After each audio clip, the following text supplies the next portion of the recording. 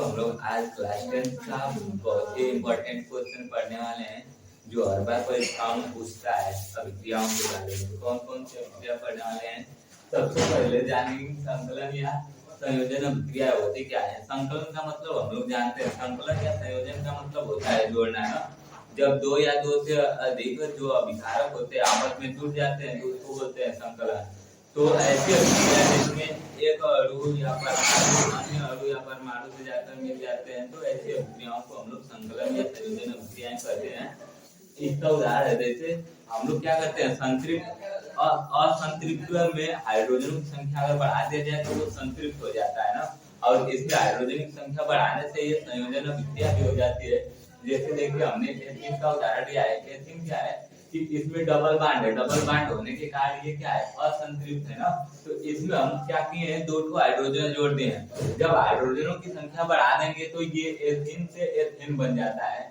जैसे यहाँ पर ये दो हाइड्रोजन है, एथेन का हम लोग फार्मूला जानते हैं CnH2n+2 होता है ना। तो यहाँ पर अगर दो कम है, यहाँ पर दो हाइड्रोजन जोड़ दे तो एथेन बन जाएगा। तो H सिंगल बॉन्ड से इन सिंगल बॉन्ड से H, इसमें 8 हाइड्रोजन को जोड़ दीजिए, 6 हाइड्रोजन, यानी कि 4 को पहले से 2 को हमने जोड़ दिया तो ये संयोग करके 2 हाइड्रोजनों का बना लिया एथेन। तो ऐसी अभिक्रियाओं को हम लोग संकलन या संयोजन अभिक्रिया कहते हैं। अब बात करते हैं उत्प्रेरक यानी कैटालिस्ट। कैटालिस्ट क्या होते हैं? तो कैटालिस्ट ये ऐसे पदार्थ होते हैं जिसको अभिक्रियाओं में डालने पर अभिक्रियाओं का जो दर होता है वो या तो बढ़ जाता है या तो घट जाता है। तो उत्प्रेरक उस पदार्थ को बोलते हैं जो अभिक्रिया में डालने पर अभिक्रिया की दर को बढ़ा देते हैं या घटा देते हैं ना, उन पदार्थों को उत्प्रेरक बोला जाता है। इसके बाद देखिए प्रतिस्थापन अभिक्रिया। प्रतिस्थापन अभिक्रियाएं क्या होती है?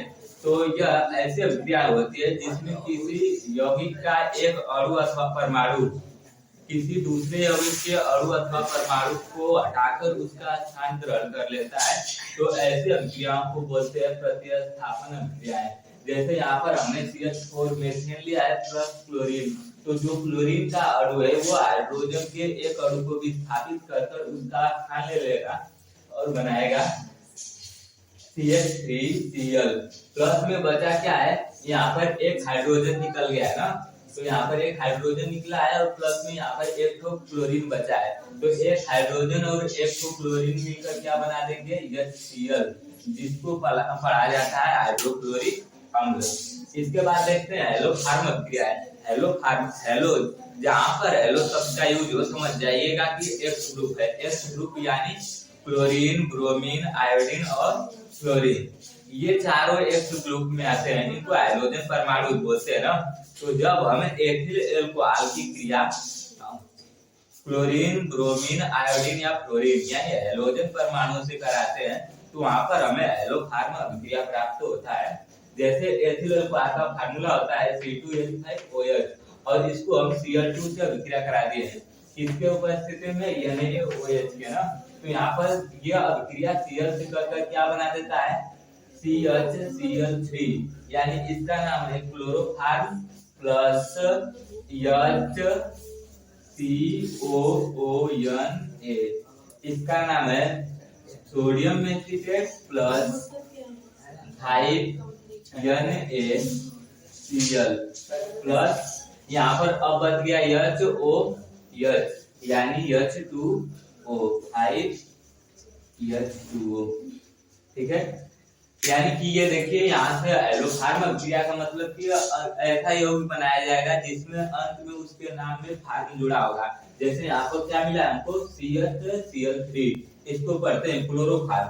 अगर यहीं पर हम आयोडीन से क्रिया करा देते तो इसका मिलता CHI3, इसको पढ़ते हैं आइडोफार्म। अगर यहाँ पर हम ब्रोमीन से क्रिया करा देते तो ये बनता CHBr3, जिसको पढ़ते हम लोग ब्रोमोफार्म, ठीक है। तो यहाँ पर हम लोग का क्लोरोफार्म प्रोडक्ट के रूप में आ गया है। इसके नेक्स्ट अभिक्रिया देखते हैं, हुसैंडीकर अभिक्रिया। ये परीक्षा में बहुत इंपॉर्टेंट है, बहुत बार पूछा है हुसैंडीकर। जब पढ़ाया जाता है तो इस पर विशेष ध्यान नहीं दिया जाता है ना, लेकिन ये बहुत बार परीक्षा में आया।